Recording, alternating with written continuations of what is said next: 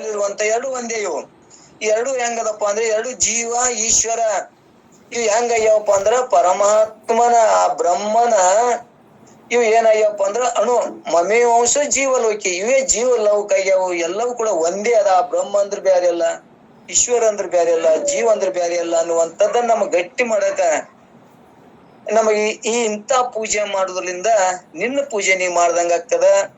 ನೀನು ಹೊರಗೆ ಪೂಜೆ ಮಾಡುವಂತ ಲೌಕಿಕ ಜಗತ್ತು ರಗಡದ, ಆದ್ರ ತನ್ನ ಪೂಜೆ ಮಾಡುವುದೇ ಏನೈತೆ ಅಂದ್ರೆ ಉತ್ತಮ ಅನ್ನುವಂಥದ್ದನ್ನ ಇಲ್ಲಿ ಆಸನ ಮುಖಾಂತರ ಹೇಳ್ಕೊತ ಹೋಗ್ತಾರ. ಇವತ್ತ ನಾವು ಮೊನ್ನೆ ಕೇಳ್ಕೊತ ಬಂದೇವಿ, ಮೂರ್ತಿ ಪೂಜೆ ಮಾಡೋರು ಕನಿಷ್ಠ, ಗುರು ಪೂಜೆಯನ್ನು ಮಾಡೋರು ಮಧ್ಯಮ ಮತ್ತು ತನ್ನ ಪೂಜೆ ಮಾಡೋರು ಉತ್ತಮರು ಅನ್ನುವಂಥದ್ದನ್ನ ಹೇಳ್ಕೊತ ಬಂದೇವಿ. ಹಿಂಗ ಉತ್ತಮರಾಗಿ ಹಿಂಗ ಪೂಜೆ ಮಾಡಕ್ನು ಬರ್ತದ ಅನ್ನುವಂಥದ್ದನ್ನ ಸಗುಣ ರೂಪದಿಂದ ನಿರ್ಗುಣ ಕರ್ಕೊಂಡು ಹೋಗಕತ್ತಾರ. ಅದೇ ಪರಮಾತ್ಮನ ಸಮುದ್ರ ಪಾದ ಎಂದು ತಿಳಿದರೆ ಅದೇ ಹಸ್ತ, ಜಗತ್ತು ಈಶ್ವರ ಪಾದ ಎಂದು ತಿಳಿದರೆ ಅದೇ ಪಾದ ಪೂಜೆ ಎಂದು ತಿಳಿಬೇಕು ಅನ್ನುವಂಥದ್ದನ್ನ ಇಲ್ಲಿ ಅಷ್ಟೋಪಚಾರದ ಪೂಜೆಗಳನ್ನ ಹೇಳ್ಕೊತ ಬಂದ್ರು, ಪೂಜೆ ನೇಮಗಳನ್ನ ಹೇಳ್ಕೊತ ಬಂದ್ರು. ಇನ್ನು ಷೋಡೋಪಚಾರದ ಅವ್ರ ಲಕ್ಷಣನೂ ನಮ್ಗೆ ಗುರ್ತಾಯ್ತು. ಇಲ್ಲಿ ಸಗುಣ ನಿಗುಣದೊಳಗೆ ಎರಡು ಲಕ್ಷಣ ಗುರ್ತಾಯ್ತು. ಇನ್ನ ಮುಂದೆ ಏನ್ ಹೇಳೋರದ ಅಂದ್ರ ಆಚಮನ ಅಭಿಷೇಕಾದಿಗಳನ್ನ ಹೇಳ್ತಾರ. ಅಭಿಷೇಕಗಳನ್ನ ಒಬ್ಬೊಬ್ರು ಏನೇನ್ ಅನೇಕ ನಮೂನಿ ಪೂಜೆಗಳನ್ನು ಮಾಡ್ತಾರ. ಕುಂಕುಮ ಪೂಜೆ ಒಂದು ಮಾಡ್ತಾರ, ಮತ್ತು ಅರಿಶಿಣ ಪೂಜೆ ಅದು ಒಂದು ಅಭಿಷೇಕ ಮಾಡಿಸ್ತಾರ. ಹಾಲವನ್ನ ಹಾಕಿ ಪೂಜೆ ಮಾಡ್ತಾರ, ಮತ್ತು ಮೊಸರ ಅಂತ ಇಂತ ಎಲ್ಲಾ ಪದಾರ್ಥಗಳನ್ನ ಕೂಡಿಸಿನೂ ಕೂಡ ಪರಮಾತ್ಮನ ಅರ್ಚನ ಪೂಜೆಗಳನ್ನು ಮಾಡ್ತಾರ ಅನ್ನುವಂಥದ್ದು ನಮ್ ಎಲ್ಲರಿಗೂ ಗುರ್ತದ. ಇಲ್ಲಿ ಇವ್ರೇನು ಒಳಗಿನ ಪೂಜೆ ಹೆಂಗ್ ಹೇಳ್ತಾರ ಅನ್ನುವಂಥದ್ದನ್ನ ಈ ನುಡಿ ಒಳಗೆ ಕೇಳ್ಕೊತ ಹೋಗಮು. ಇಲ್ಲಿ ಏನ ಅರಿವೆ ಅಂದ್ರೆ ಇಲ್ಲಿ ಅರಿವೆ ಅಂದ್ರ ಚಿದ್ರೂಪವೇ, ಅಂದ್ರೆ ಇಲ್ಲಿ ಪಾವನ ರೂಪವೇ ಅರಿವೆ. ಪಾವನ ರೂಪ ಎಂಬುದು ಅರ್ಚಮನವು ಮುಖ್ಯ ಇಲ್ಲಿ ಅಂದ್ರೆ ಇಲ್ಲಿ ಅರ್ಚಮನ. ಅರಿವೆ ನಿರ್ಮಲ ಎಂಬುದೇ ಅಭಿಷೇಕ, ಅರಿವೆ ವಿಶ್ವಾತೀತನೆಂಬುದೇ ಚಿದ್ರೂಪವು, ಇದು ಸ್ನಾನ. ಅರಿವೆ ನಿರ್ಗುಣ ಎಂಬುದೇ ಪವಿತ್ರ ಅನ್ನೋದು, ಅರಿವೆ ನಿರ್ಗುಣ ಎಂಬುದೇ ಪವಿತ್ರ ಅನ್ನುವಂಥದ್ದನ್ನ ಇಲ್ಲಿ ಹೇಳ್ಕೊತ ಹೊಂಟಾರ. ಅರಿವೆ ಚಿದ್ರೂಪವೇ ಪಾವನ ರೂಪನೆಂದು ಪವಿತ್ರವಾದದೆಂದು ತಿಳಿಯುವುದೇ. ಮುಂದ ಅಚಮನವು ಮುಖ್ಯ ಪ್ರಕಾಶನ ಮಾಡಿಸುವುದು ಅರಿವೆ. ಮತ್ತು ಇಲ್ಲಿ ಇಲ್ಲಿ ನಿರ್ಮಲನೆಂದು ಅರಿವೆ ನಿರ್ಮಲವೆಂದು ದೋಷವಿಲ್ಲದನೆಂದು ತಿಳಿಯುವುದೇ ಅಭಿಷೇಕ. ಅಂದ್ರೆ ಸ್ನಾನ ಮಾಡ್ದಂಗ ಅಭಿಷೇಕ ಅಂದ್ರೆ ಸ್ನಾನ. ಅರಿವೆ ಚಿದ್ರೂಪವೇ ವಿಶ್ವಾತೀತನೆಂಬುದು ಜಗತ್ತಿಗೆ ಒಬ್ಬನೇ ಅದನ, ಅವನೇ ನಾನದೀನಿ, ಅವನೇ ಎಲ್ಲದಕ್ಕೂ ಅವನೇ ಆಧಾರ ಅದನ ಅನ್ನೋದೇ ಇದು. ಇಲ್ಲಿ ಏನಪ್ಪಾ ಅಂದ್ರ ಆಚ್ಛಾದನ ಅಂದ್ರ ವಸ್ತ್ರ, ಈಶ್ವರ ಪೂಜೆ ಮಾಡಿ ಮ್ಯಾಗ ಬಂಗಾರ ಕಿರೀಟ ಅದು ಇದು ಅರಿವಿ ಹಾಕಿ ವಸ್ತೇವೆ. ಅದುವೇ ಚಿದ್ರೂಪವೇ ನಿರ್ಗುಣನೆಂದು ಗುಣಗಳಲ್ಲಿ ಅತೀತನೆಂದು ತಿಳಿಯುವುದೇ ಉಪಮಿತ ಅಂದ್ರೆ ಜನಿವಾರ ಅನ್ನುವಂಥದ್ದನ್ನ ಇಲ್ಲಿ ಹೇಳ್ಕೋತ ಬಂದಾರ. ಇಲ್ಲಿ ಏನ್ ಹೇಳ್ದಂಗಾಯ್ತು ಅಂದ್ರ ಪೂಜೆ ಮಾಡುವಾಗ ಹಂಗ ಪೂಜೆ ಮಾಡುದೇ, ಹಿಂಗ ಪೂಜೆ ಮಾಡ್ರಿ ಅಂದ್ರೆ ಆ ಪೂಜೆನೂ ಮಾಡಕ್ ಬರ್ತದ. ಈ ಹೊರಗಿನ ಪೂಜೆ ಮಾಡೋದು ಹಿಂಗ ಪೂಜೆನೂ ಮಾಡಕ್ ಬರ್ತದ, ಅಂತರಂಗದೊಳಗನು ಪೂಜೆ ಮಾಡಕ್ ಬರ್ತದ. ಇಲ್ಲಿ ಏನಂದ್ರ ಅರಿವೆ ಅಂದ್ರೆ ಇಲ್ಲಿ ಪರಮಾತ್ಮನೇ, ಚಿದ್ರೂಪವೇ ಪಾವನ ರೂಪವೆಂದು ಪವಿತ್ರವನ್ನು ತಿಳಿಯುವುದೇ ಅಚನಮವು. ಹಿಂಗ ಹರನ ಪೂಜೆನು ಹಿಂಗ ಮಾಡಕ್ ಬರ್ತದ ಅನ್ನುವಂಥದ್ದನ್ನ ಸದ್ರೂಪವೇ ನಾನದೀನಿ ಎನ್ನುವಂಥದ್ದನ್ನ ಹಿಂಗ ಪೂಜೆ ಮಾಡಿದ್ರ ನಿರ್ಗುಣ ಆಗ್ತದ. ಸಗುಣದೊಳಗ ಇಲ್ಲಿ ಇವು ಏನೇನು ಎಲ್ಲಾ ಸಾಮಾನುಗಳನ್ನ ಕೂಡಿಸಿ ಹಾಕೋದಕ್ಕೆ ಏನಂತಾರ ಅಂದ್ರ ಇಲ್ಲಿ ಅಚಮನ ಅಭಿಷೇಕ ಅನ್ನುವಂಥದ್ದನ್ನ ಇಲ್ಲಿ ಹೇಳುವಂತದ್ದನ್ನ ಎತ್ತಿಸ್ಕೋತ ಬಂದಾರ. ಇನ್ನು ಮುಂದೆ ಏನ್ ಹೇಳ್ತಾರಂದ್ರ ಪುರುಷ ಸ್ವಯಂ ಜ್ಯೋತಿ ಎಂಬುದೇ ದೀಪವ, ಪುರುಷ ನಿತ್ಯ ತೃಪ್ತನೆಂಬ ಪರಿಯೇ ನೈವೇದ್ಯವ, ಪುರುಷನೇ ಗುಣದೂರದಿರುವುದೆಂಬುದೇ ವೀಳ್ಯದೆಲೆ ಅನ್ನುವಂಥದ್ದನ್ನ ಇಲ್ಲಿ ಹೇಳ್ಕೋತ ಹೊಂಟಾರ. ನಾವು ಎಲ್ಲರಿಗೂ ಪೂಜೆದ ವಿಧಾನಗಳನ್ನ ನೋಡಿರ್ತೇವೆ. ಇಲ್ಲೆಲ್ಲ ಪೂಜೆಗೆ ಹೋದಾಗ ಅಭಿಷೇಕ ಮಾಡೋ ಮುಂದೆ ಎಲ್ಲಾ ವೀಳ್ಯ, ರೊಕ್ಕ, ಗಂಟಿ, ಬಾಸುದು ಎಲ್ಲವನ್ನೂ ನಾವು ಹೊರಗೆ ನೋಡ್ತೇವೆ.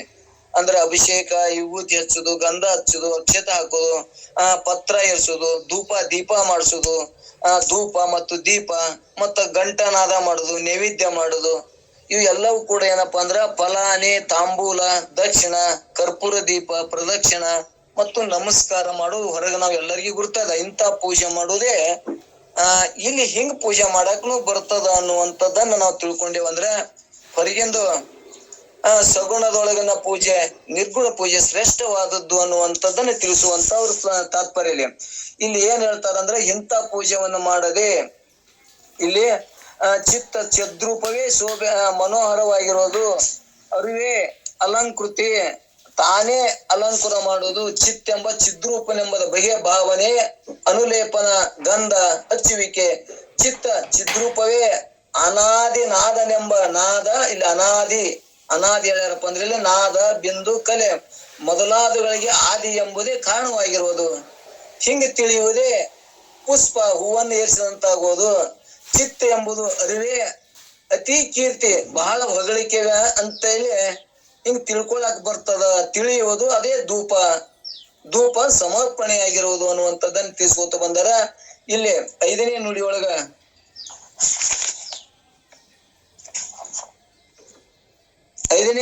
ಏನ್ ಹೇಳ್ತಾರಂದ್ರ, ಪುರುಷ ಸ್ವಯಂ ಜ್ಯೋತಿ ಎಂಬುದೇ ದೀಪ, ಪುರುಷನೇ ನಿತ್ಯ ತೃಪ್ತಿ ಎಂಬ ಪರಿಯೇ ನೈವೇದ್ಯ, ಪುರುಷನೇ ಗುಣದೂರದಿರುವುದು ಎಂಬುದೇ ವೀಳ್ಯದೆಲೆ ಅನ್ನುವಂಥದ್ದನ್ನ ಇಲ್ಲಿ ತಾಂಬೂಲ ಸಮರ್ಪಣೆ ಆಗುವುದು ಅನ್ನುವಂಥದ್ದನ್ನ ಹೇಳ್ಕೊತ ಬಂದಾರ.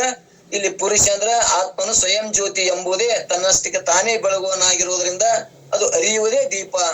ನಾನು ಹೆಂಗದೇನ ಆತ್ಮ, ನಾನು ಸ್ವಯಂ ಪ್ರಕಾಶವಾಗಿ ಕಣ್ಣು ಮುಚ್ಚಿ ನೋಡಿದಾಗ ನಮ್ಮ ಪ್ರಕಾಶವನ್ನ ನಾವು ಕೇಳ್ತಾ ಇದ್ದೇವೆ. ಮತ್ತಿದು ನಾದ, ನಾವು ಒಂದು ಮೂಗಿನ ಒಂದು ಸೊಳ್ಳೆ ಹಿಡಿದಾಗ ಅನಾಹತ ನಾದ ಅಂತ ನನ್ನೊಳಗೆ ಅನಾಥ ನಾದವನ್ನು ಕೇಳಾಕ್ ಬರ್ತದ.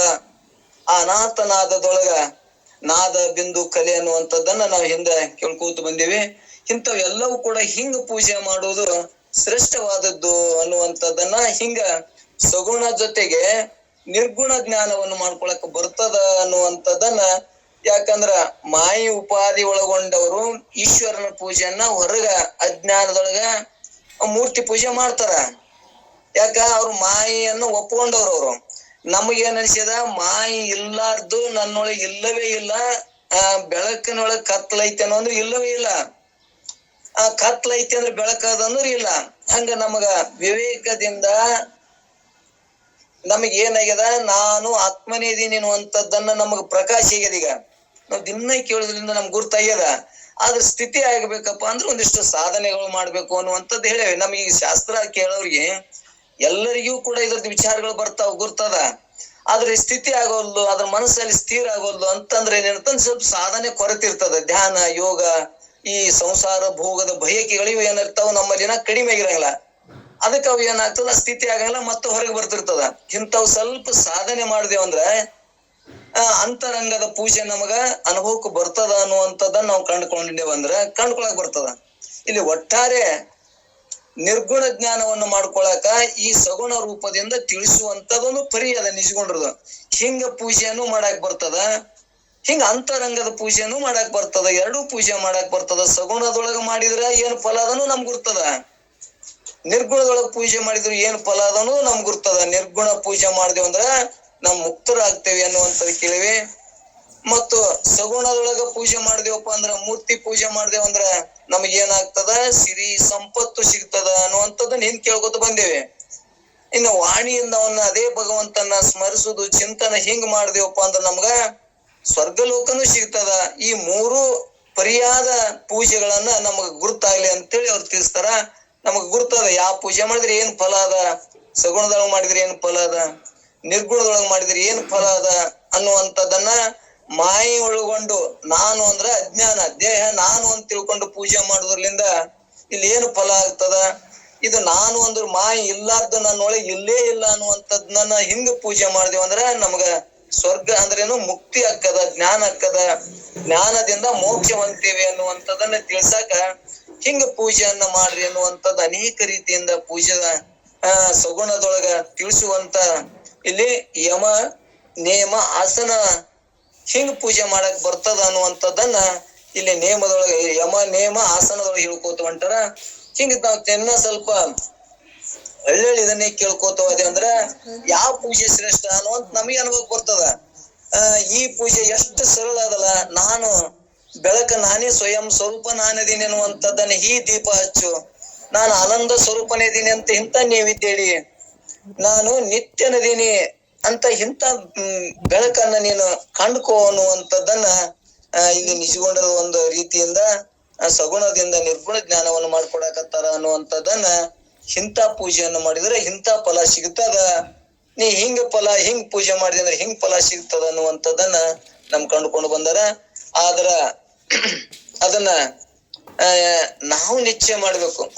ಆ ಗ್ರಂಥ ನಿಶ್ಚಯ ಮಾಡಂಗಿಲ್ಲ, ಗುರು ನಿಶ್ಚಯ ಮಾಡಂಗಿಲ್ಲ. ನಮಗ ದುಃಖ ಆಗ್ಯದಲ್ಲ, ನಾವು ಆ ದುಃಖದಿಂದ ಪಾರಾಗ್ಬೇಕಾಗ್ಯದ. ನಾವು ದುಃಖ ಮಾಡುವ ಇಲ್ಲ, ಗುರುನೇ ಮಾಡ್ಲಿ, ಅವ್ರಿಗೆ ಬಹಳ ಆಚದ, ಅವರೇ ಹೇಳಿ ಅವರೇ ಮಾಡ್ಲಿ ಅಂತಂದ್ರಲ್ಲ. ಇಲ್ಲಿ ನಮಗೂ ಕೂಡ ಈ ಸಂಸಾರದಾಗ ಹೇಯ ಕಂಡು ನಾನು ಯಾವಾಗ ಪಾರಾಗ್ಯನು, ಯಾವಾಗ ಮುಕ್ತನಾಗ್ಯನು ಅನ್ನುವಂಥದ್ದನ್ನ ನಾವು ಹಿಂಗ ಅಂತರಂಗದೊಳಗ ಪೂಜೆ ಮಾಡಕತ್ತೇವಂದ್ರ, ಅಂತರಂಗ ಜ್ಞಾನ ಮಾಡ್ಕೊಳತ್ತೇವಪ್ಪ ಅಂದ್ರ ಈ ಮಾಯಿ ಇಲ್ಲಾರ್ದು ನಮ್ಮೊಳಗೆ ಇರುವುದಿಲ್ಲ. ನನಗ ಆ ಸದ್ರೂಪ ಜ್ಞಾನ ಆಗ್ತದ. ಸದ್ರೂಪ ಜ್ಞಾನ ಆಯ್ತು ಅಂದ್ರ ಅಲ್ಲಿ ಅಜ್ಞಾನ ಅಂದ್ರ ಮಾಯಿ ಇರುವುದಿಲ್ಲ. ಅಜ್ಞಾನ ಇರ್ಲಿಕ್ಕಂದ್ರ ನನಗ್ ಜ್ಞಾನ ಆಗಿ ನನ್ನ ಸ್ವರೂಪ ಸ್ಥಿತಿಯನ್ನು ಕಂಡ್ಕೊಳಕ್ಕ, ನನಗ ಮೋಕ್ಷವನ್ನು ಹೊಂದಕ, ಮುಕ್ತನಾಲಕ ಒಂದು ಒಳ್ಳೆ ಅವಕಾಶ ಅದ. ಇಂಥ ಅವಕಾಶ ನಮ್ಗ ದಿನನಿತ್ಯವಾಗಿ ತಿಳಿಯುವಂತ ಅವಕಾಶ ಸಿಗುದಿಲ್ಲ.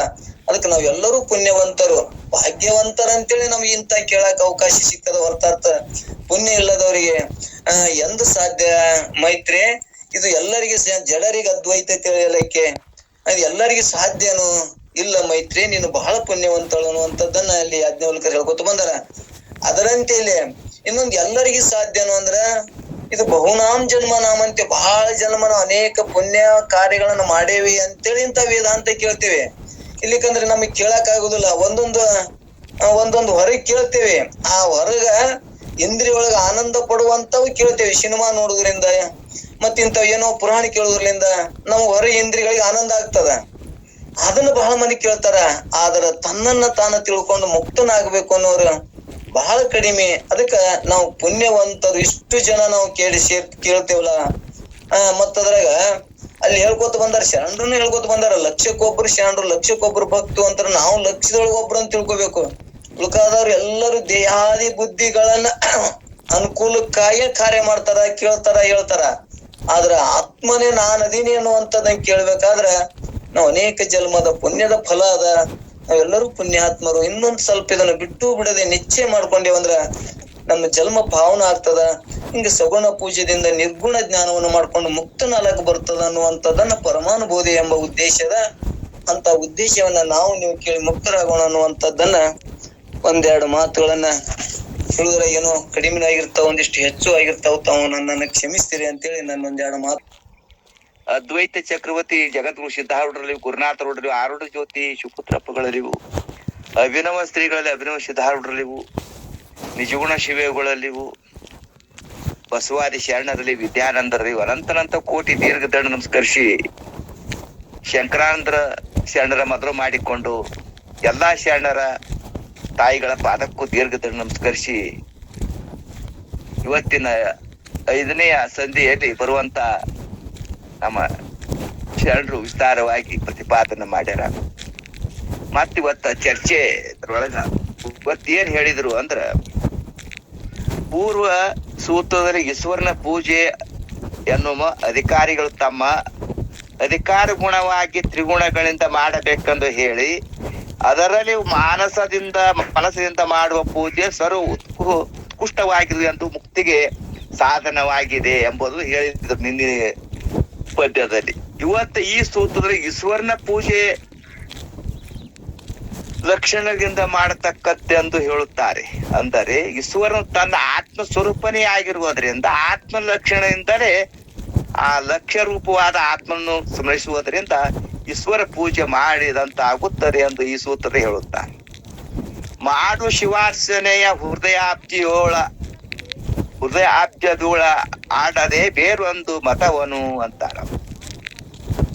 ಬೇರೊಂದು ಮತವನು ಅಂದ್ರೆ ಮತವನು ಅಂದ್ರೆ ತಮ್ಮ ಮತವನು ಅಂದಾನೆ. ಮತವನು ಅಂದರೆ ಆಡದೆ ಅದು ಸಮೀಚನವೆಂದು ಅಂದರೆ ನುಡಿದು ಹೃದಯಾಬ್ಜದೋಳು ಅನ್ನೋದು ಹೃದಯ ಕಮಲದಲ್ಲಿ ತಿಳ್ಕೊತಾರ. ಹೊರಗಿನ ಪೂಜಾ ಆದಿಗಳಲ್ಲಿ ಷೋಡಶೋಪಚಾರದಿಂದ ಮಾಡಿರ್ತಾರಲ್ಲ, ಅದು ಬಾಹ್ಯದಲ್ಲಿ ಆಯ್ತು ವೃತ್ತಿ. ಅಂತರ ವೃತ್ತಿಯಲ್ಲಿ ಹೃದಯದಲ್ಲಿ ಬರಬೇಕಂತಾರ. ಅದು ಶಿವಾರ್ಚನೆ ಶಿವ ಪೂಜೆ ಅಂತ ಮಾಡಿದಂತಾಗುದು. ಶಿವಾರ್ಚನೆ ಒಳಗೆ ಆತ್ಮಸ್ವರೂಪ ನಾನೇ ಇದೀನಿ ಅಂತ ಶಿವಾರ್ಚನೆ ಮಾಡಿದ್ರ ನಾನು ಯಾವಾಗಲೂ ಇರುವಂತ ವಸ್ತು ಅಂತ ಈ ನುಡಿಯಲ್ಲಿ ಹೇಳ್ತಾರ. ಇದು ಮುಂದೆ ಹೇಳು ಆತ್ಮಸ್ವರೂಪನೇ ಶಿವ ಪೂಜೆ ಮಾಡು ಹೊರತು ಬೇರೆ ಇನ್ನೊಂದು ಮತ್ತರಿ ಹೇಳುವ ಪೂಜೆ ಹೆಚ್ಚಿನ ಅಪೇಕ್ಷೆ ಮಾಡಬೇಡ. ಹೆಚ್ಚಿನ ಅಪೇಕ್ಷೆ ಮಾಡಕ್ ಹೋಗ್ಬೇಡ. ಹೊರಗಿನ ಪೂಜೆ ಷೋಡಶೋಪಚಾರದಿಂದ ಮಾಡ್ತಾರ ಅವರು. ಕುಂಕುಮ ಪೂಜೆ, ಎಲಿ ಪೂಜೆ, ಇವು ಅಭಿಷೇಕ, ಹಾರ ಮತ್ತು ಅರ್ಘ್ಯ, ಆಚಮನ, ಪಾದ್ಯ ಇವೆಲ್ಲ ತರ್ತಾರ ಅವರು. ಹಾಲ, ಮೊಸರ, ತುಪ್ಪ ಇವೆಲ್ಲ ತಂದು ಮಾಡ್ತಾರ. ಹೊರಗಿನ ಪೂಜೆಗಳು ಅಂತರಂಗದ ಪೂಜೆ ಮಾಡ್ಕೋತಾರ ಜನರು. ನಾ ಯಾರು ಎದಕ್ ಬಂದಿನಿ ಅಂತರಂಗ ಪೂಜೆ ಮಾಡ್ದಂದು ಇವ್ ಪೂಜೆ ಮಾಡದಂಗೆ. ಹೊರಗಿನ ಬಾಯದಲ್ಲಿ ಬೇಕು. ಅದು ಕನಿಷ್ಠ ಮಧ್ಯಮಗಾದಿ ಹೇಳ್ಯಾರ, ಉತ್ತಮ ಅಧಿಕಾರಿಗೆ ಹೇಳಿಲ್ಲ. ಅದು ಅವ ಉತ್ತಮ ಅಧಿಕಾರಿ ಯಾವ ಇದಕ್ ಹೋಗೋದಿಲ್ಲ ಅವ್ನ ಗೋಜಿಗೆ. ಕನಿಷ್ಠ ಮಧ್ಯಮಗ ಅಂತಕ್ಕಂಡ್ ಸುದ್ದಿಗೆ ಆಗಿ ಹೊರಗಿನ ಪೂಜೆ ಮಾಡಪ್ಪ, ಗುಡಿ ಸುತ್ತರ್ದು ಪ್ರದಕ್ಷಿಣೆ ಹಾಕು ಅಂತ ಯಾಕೆ ಹೇಳ್ತಾರ ಅಂದ್ರ ಅಂತಕ್ಕಂಡ್ ಸುದ್ದಿಗೆ ಹೇಳ್ಯಾರ ಅವರು. ಮಲಕ್ಷೇಪ ಕಳ್ಕೊಳ್ಳೋದಕ್ಕೆ ಹೇಳ್ಯಾರ ಅವರು. ಆವರಣದ ಇಟ್ಕೊಂಡು ಗುರುವಿಗೆ ಬರ್ಬೇಕತ್ರ. ಆವರಣ ಅಂದ್ರೆ ಏನು, ಈ ಹ್ಯಾಂಗ ನೀರಿನ ಮ್ಯಾಲ ಅಂತರಗಿದ ಹಂಗ ಆವರಣ ಆಗ್ಯದ ನಮಗ. ಯಾಕಾಗ್ಯದ? ಗುರುವಿನ ಬಳಿ ಸತ್ಸಂಗದ ಕೊರತೆ ಅಂತಾರ ಅವರು. ಇನ್ನು ಅಧಿಕಾರಿ ತಿಳಿದು ತನ್ನ ಸ್ವರೂಪಭೂತವಾದ ಶಿವನನ್ನು ಕುರಿತು ಶಿವಲಕ್ಷಣದಿಂದಲೇ ಪೂಜೆ ಮಾಡ್ಬೇಕು. ಶಿವನ ಲಕ್ಷಣ ನಿರ್ಲಕ್ಷಣ ಒಂದೇ ಅದ. ಶಿವ ಬ್ಯಾರೆ ನೀ ಬ್ಯಾರೆ ಇಲ್ಲ. ಶಿವ ಅಲ್ಲಿ ಅದಾನ, ನಾ ಗುಡ್ಯಾಗ ಅದಾನ, ನಾ ಮನ್ಯಾಗ ಅದೀನಿ, ಅವ ಶ್ರೀಶೈಲಾಗ ಅದಾನ, ಕಾಶ್ಯಾಗ ಅದಾನ. ಅದು ಕನಿಷ್ಠ ಅಧಿಕಾರಿ ತಿಳ್ಕೊಂತಾನ, ಮಧ್ಯಮ ತಿಳ್ಕೊತಾನ, ಉತ್ತಮ ಅಧಿಕಾರಿ ತಿಳ್ಕೊತಾನ. ನಾನೇ ಪರಬ್ರಹ್ಮ ಸ್ವರೂಪ, ಸತ್ತು ಚಿತ್ತ ಆನಂದ ನಿತ್ಯ ಪರಿಪೂರ್ಣ ಸ್ವರೂಪನೇ ಅಂತಾನ ಅವ ಯಾವ ಉತ್ತಮ ಅಧಿಕಾರಿ ತಿಳ್ಕೊತಾನ.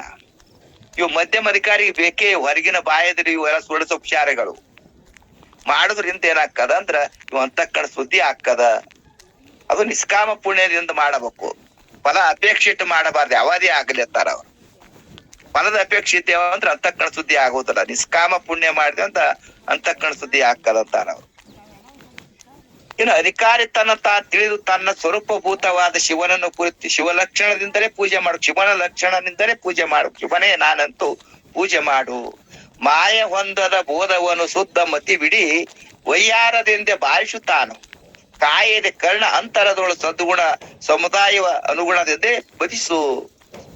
ಮಾಯ ಅಂದ್ರೆ ಮಾಯ ಇಲ್ಲದ ಮಾಯ ತೋರಿಸ್ತದ. ಅದು ಇಲ್ಲ ಇದ್ದ ಬ್ರಹ್ಮವ ಇಲ್ಲ ಎನಿಸುವುದು, ಇಲ್ಲದ ಲೋಕವ ಎಂಟೆನಿಸುವುದು ಮಾನಿನ ಅನ್ಯ ಅನಂತರಮಾಗಿವು. ಅದು ಇದ್ದ ಬ್ರಹ್ಮನ ಇಲ್ಲ ಎನಿಸ್ತದ ಮಾಯ.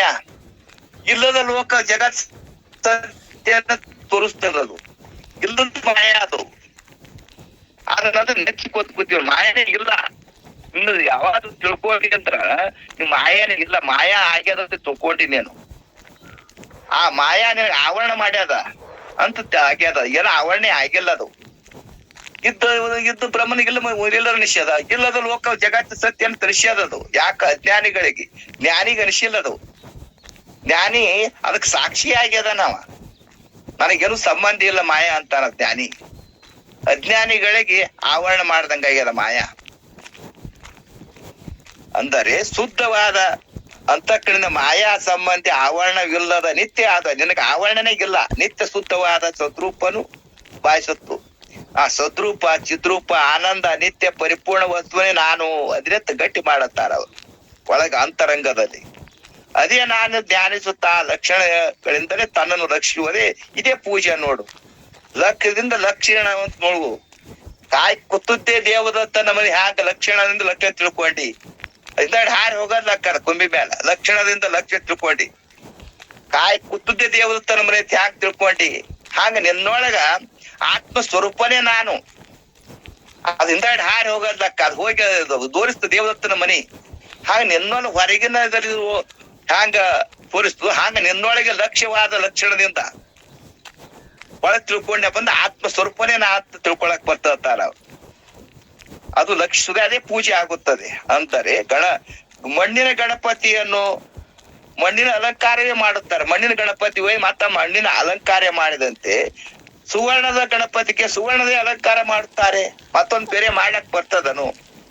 ಬರುದಿಲ್ಲ. ಅಲಂಕಾರ ಮಾಡಿದ್ರೆ ಸ್ವರೂಪ ತನ್ನ ಶಿವನನ್ನೇ ಕುರಿತು ಶಿವನ ಲಕ್ಷಣನೇ ಪೂಜೆ ಮಾಡುತ್ತೆ. ಶಿವನ ಬಿಟ್ಟು ಮತ್ತೆ ಏನದ?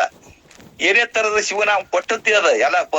ಆ ಅರ್ಘ್ಯ, ಆಚಮನ, ಪಾದ್ಯ, ಪತ್ರಿ, ಪುಷ್ಪ ಯಾರು ಕೊಟ್ಟಾರ? ಶಿವನೇ ಕೊಟ್ಟಾನ, ಪರಮಾತ್ಮ ಕೊಟ್ಟು ಕಳ್ಸ್ಯಾನ. ಎಲ್ಲ ಪತ್ರಿ ಗಿಡ ಇವೆಲ್ಲ ಹೂವ ಪತ್ರಿ ಯಾರು ಕೊಟ್ಟಾರ? ಪರಮಾತ್ಮ ಕೊಟ್ಟು ಕಳ್ಸ್ಯಾನ. ಹೊರಗಿನ ಬಾಯ ಪೂಜೆ ಅಂತಕ್ಕಳ ಸುದ್ದಿಗಾಗಿ ಮಾಡಬೇಕಾಕ್ಕದವ್ರು.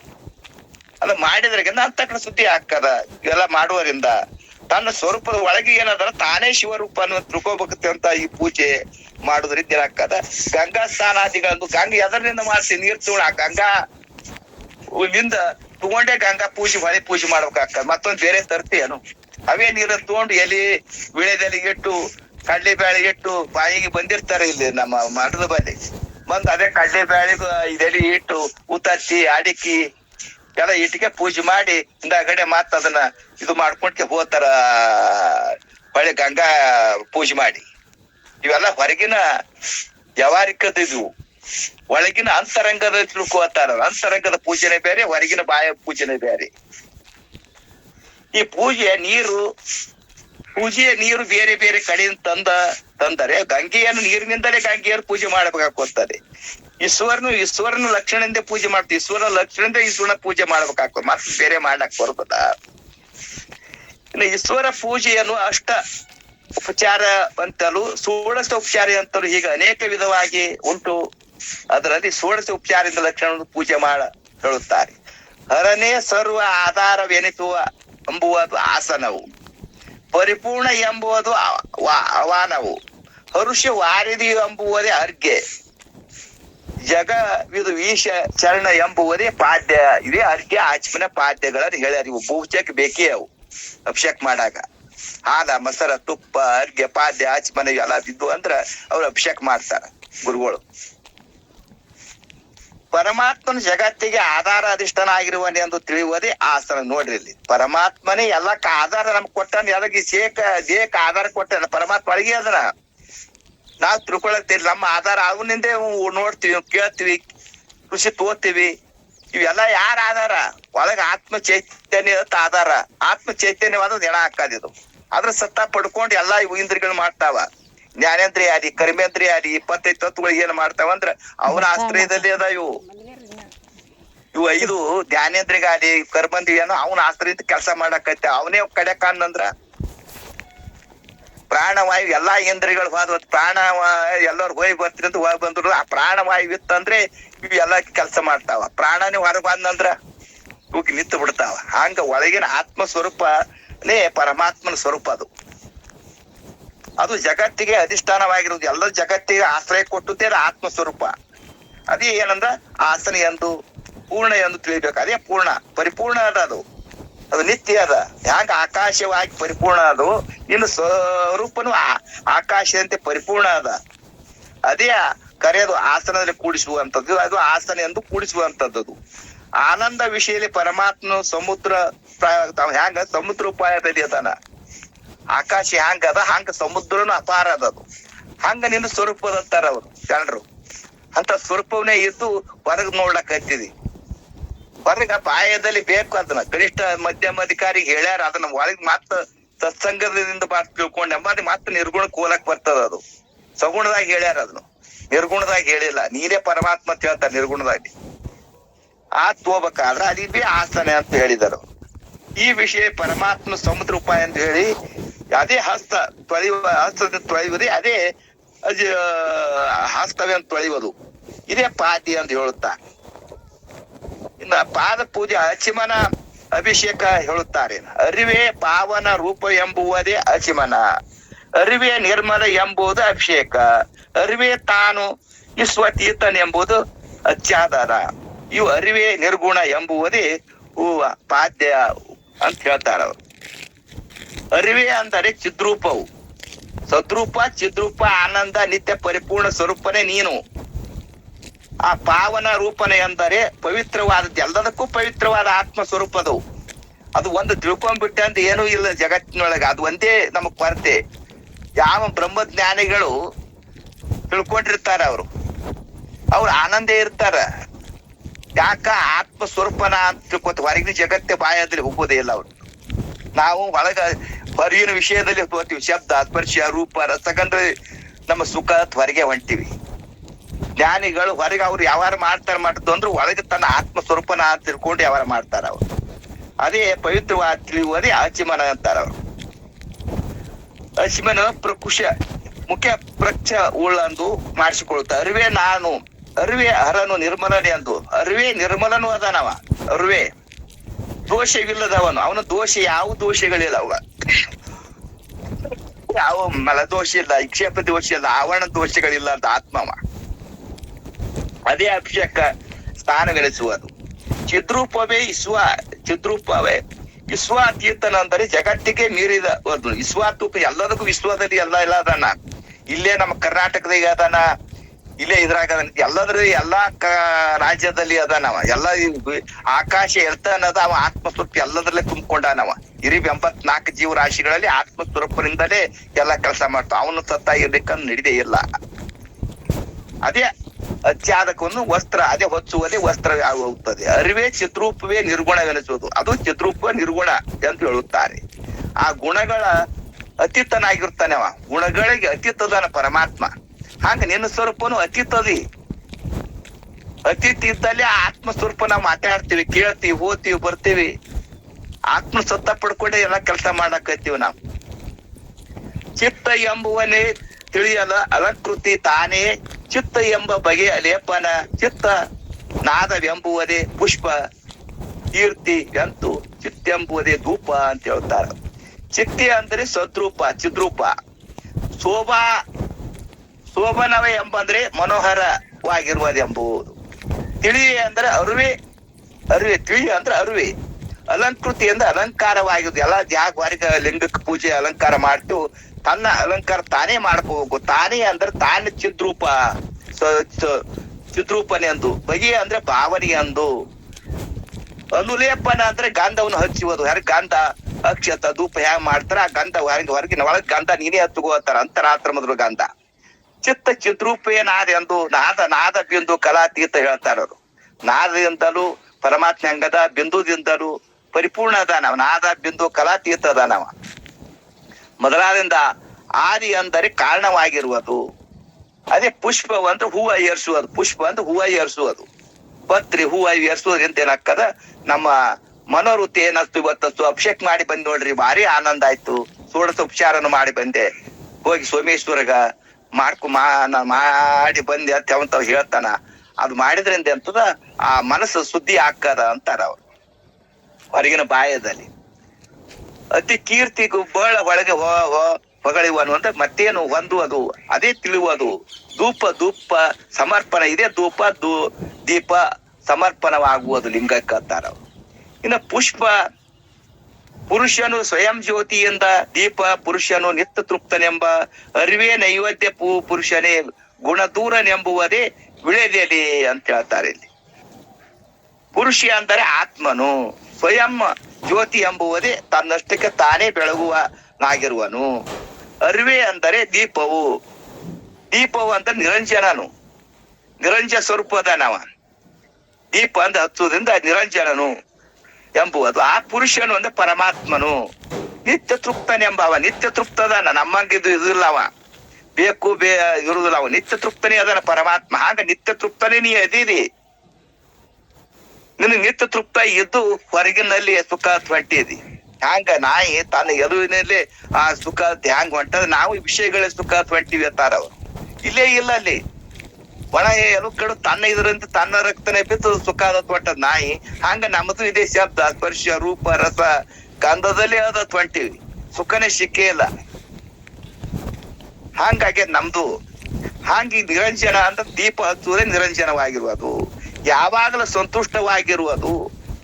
ಸ್ವರೂಪವೇ ಅಂದ್ರೆ ನೈವೇದ್ಯ. ಯಾವ ಸ್ವರೂಪ ತಿಳ್ಕೊಂತ ಅದೇ ನೈವೇದ್ಯ ಮಾಡ್ದಂಗ ನೈವೇದ್ಯ ಅಂತ ಹೇಳುತ್ತಾರೆ. ಆ ಪುರುಷನೇ ಅದೇ ಪರಮಾತ್ಮನೇ. ತಾನೇ ಪುರುಷ ಅಂದ್ರೇನು, ಹೊರಗೆ ಪುರುಷ ಇಲ್ಲ. ತನ್ನ ಪುರುಷ ಅಂದ್ರ ಇದು ಶ್ರೇಷ್ಠವಾದ ಪುರುಷ. ತನ್ನ ತಿಳ್ಕೊಂಡ್ರೆ ಅದೇ ಪುರುಷ. ತಿಳ್ಕೊಳಕ್ ಪುರುಷ ಅನ್ನೋದಿಲ್ಲ. ಹೆಣ್ಮಕ್ಳಲ್ಲಿ ಗಣಮಕ್ಕಳೇ ಆದಿ. ಪುರುಷ ಅಂದ್ರೆ ಯಾರಿಗೂ ತನ್ನ ಅರ್ಥನ ಆತ್ಮ ಸ್ವರೂಪ ತಿಳ್ಕೊಂಡ ಅವನಿಗೆ ಪುರುಷ ಅಂತಾರ. ಅದೇ ಪರಮಾತ್ಮನ ಗುಣ ಇರುವುದೇ ಅಂದ್ರೆ ಪರಮಾತ್ಮ ಗುಣ ಅಂದ್ರೆ ಅದೇ ಪುರುಷ ತಿಳ್ಕೊಳ್ಳೋದೇ ಗುಣಗಳೇ ಅಂತ ಸ್ವರೂಪ ಎಂದು ತಿಳಿಯುವಂತ ಇದೇ ವಿಳೆದೆಲಿ ಅಂತ ಹೇಳ್ಕೊತ ಬಂದ್ರು. ಇಷ್ಟು ಯಾವ ಅಂದ್ರೆ ಹೊರಗಿನ ಷೋಡಶ ಉಪಚಾರದಿಂದ ಮಾಡೋದ್ರಿಂದ ಅಂತಃಕರಣ ಶುದ್ಧಿ ಆಗ್ತಂತ ಹೇಳಿದ್ರು. ಇನ್ನೂ ಮಾತಾಡೋರು ಶರಣರದಾರ. ನಾನು ಮಾತಾಡಕ್ ಅವಕಾಶ ಕೊಟ್ಟಂತ ಎಲ್ಲಾ ಶರಣರ ಪಾದಕ್ಕೂ ಮತ್ತೊಮ್ಮೆ ನಮಸ್ಕರಿಸಿ ಓಂ ನಮಃ ಶಿವಾಯ. ಶರಣಾತ್ರಿ ಗೌಡ್ರಿಗೆ ಬಹಳ ಎಂತ ಪೂಜೆ ಮತ್ತು ಧೂಪವನ್ನು ಸಮರ್ಪಣೆ ಮಾಡುವುದು. ಸರ್ವವು ನಾನೇ ಇದ್ದೀನಿ ಎಂಬತಕ್ಕಂತ ಹೊಗಳಿಕೆಯನ್ನು ನನ್ನ ನಡೆದಿಲ್ಲ ಎಂಬತಕ್ಕಂಥದ್ದೇ ಧೂಪ. ಇಲ್ಲೇನಾಯ್ತು, ಅಲಂಕಾರ ಬತ್ತು, ಗಂಧ ಹಚ್ಚುವಿಕೆ ಆಯ್ತು, ಪುಷ್ಪವನ್ನು ಏರಿಸುವುದಾಯ್ತು, ಅಂತನ ಧೂಪವನ್ನು ಬೆಳಗ್ತಕ್ಕಂಥದ್ದು. ಅಲ್ಲಿ 4, ಇಲ್ಲಿ 4 ಈ ಪೂಜಾ ವಿಧಿವಿಧಾನಗಳು ಸಗುಣದಲ್ಲಿ ಅವನ್ನೇ ನಿರ್ಗುಣಕ್ಕ ಅದನ್ನ ಇಲ್ಲಿ ಲಕ್ಷಣಗಳ ಮುಖಾಂತರ ತಿಳಿಸ್ಕೊಡಕತ್ತ. ಮುಂದೇನಾಯ್ತು, ಪುರುಷ ಸ್ವಯಂ ಜ್ಯೋತಿನಿ ನಾನೇ ಇದ್ದೀನಿ. ಪುರುಷ ಅಂದ್ರೆ ಪರಮ ಪುರುಷಾರ್ಥಗಳು ಹಿಂಗತ್ತೀವಲ್ಲ. ಪುರುಷ ಅಂದ್ರೆ ಆತ್ಮನೇ, ನಾನೇ ಇದ್ದೇನೆ ಎಂಬತಕ್ಕಂಥದ್ದು. ಇಲ್ಲಿ ಸ್ವಯಂ ಜ್ಯೋತಿನೇ ನಾನೇ ಇದ್ದೀನಿ, ನನ್ನಟ್ಟಕ್ಕೆ ನಾನೇ ಬೆಳಗ್ತಕ್ಕಂಥದ್ದು ದೀಪ. ಅರಿಯುವುದು ಅದೇ ದೀಪ. ಮುಂದ ನಾನೇ ನಿತ್ಯ ತೃಪ್ತನೇ ಅದಿನಿ ಎಂಬತಕ್ಕಂಥದ್ದು ಆ ನೈವೇದ್ಯದ ಲಕ್ಷಣ. ಅದು ಯಾವಾಗಲೂ ಸಂತುಷ್ಟನಾಗಿರ್ತಕ್ಕಂಥ ಈ ನನ್ನ ಸ್ವರೂಪ ಹಂಗದ, ಅದೇ ನೈವೇದ್ಯ. ಮುಂದ ಪರಮಾತ್ಮನೇ ಗುಣರಹಿತ, ನನಗೆ ಬೇರೆ ಗುಣಗಳು ಇಲ್ಲ, ಗುಣಗಳ ಬೇರಾದ ಸ್ವರೂಪನೇ ನಾನೇ ಇದ್ದೀನಿ ಎಂಬತಕ್ಕಂಥದ್ದು ತಿಳಿದುಕೊಳ್ಳುವುದೇ ವೀಳೆಯನ್ನು, ಈ ಎಲೆಯನ್ನು ಸಮರ್ಪಣೆ ಮಾಡ್ತಕ್ಕಂಥದ್ದು, ತಾಂಬೂಲ ಸಮರ್ಪಣೆ. ಇಲ್ಲಿ ಏನಾಯ್ತು, ದೀಪ ಬೆಳಗುತಕ್ಕಂಥದ್ದು, ನೈವೇದ್ಯ ಅರ್ಪಣೆ ಮಾಡ್ತಕ್ಕಂಥದ್ದು. ಅಲ್ಲಿಂದ ಮುಂದ ವೀಳ್ಯದೆಲೆಯನ್ನು ತಾಂಬೂಲ ಸಮರ್ಪಣೆ ಮಾಡ್ತಕ್ಕಂಥದ್ದು. ದೀಪ ಏನು ಸೂಚನೆ ಮಾಡ್ತು, ನಾನೇ ಸ್ವಯಂ ಜ್ಯೋತಿ ಇದೀನಿ, ನನ್ನಷ್ಟಕ್ಕೆ ನಾನೇ ಬೆಳ್ಕೊಳ್ಳೋದು, ನಾನು ನಿತ್ಯ ತೃಪ್ತನಿದ್ದೀನಿ ಎಂಬತಕ್ಕಂಥದ್ದೇ ನೈವೇದ್ಯ. ಮುಂದ ಸರ್ವ ಗುಣಾತೀತ ಅದಿನಿ ಎಂಬತಕ್ಕಂಥದ್ದೇ ತಾಂಬೂಲ ಸಮರ್ಪಣೆ. ಇವು ಪೂಜಾ ವಿಧಾನಗಳನ್ನ ತಿಳಿಸ್ತಕ್ಕಂಥದ್ದು. ಆಸನ ನೋಡ್ಕೊಂಡಿವಿ, ಆಹ್ವಾನವನ್ನು ಮಾಡಿಕೊಂಡು ನೋಡ್ಕೊಂಡಿದ್ದೀವಿ, ಹಸ್ತ ತೊಳೆಯುವುದನ್ನು ನೋಡ್ಕೊಂಡಿವಿ, ಪಾದ ಪೂಜೆಯನ್ನು ಮಾಡ್ತಕ್ಕಂಥದ್ದು ಅಲ್ಲಿ 4.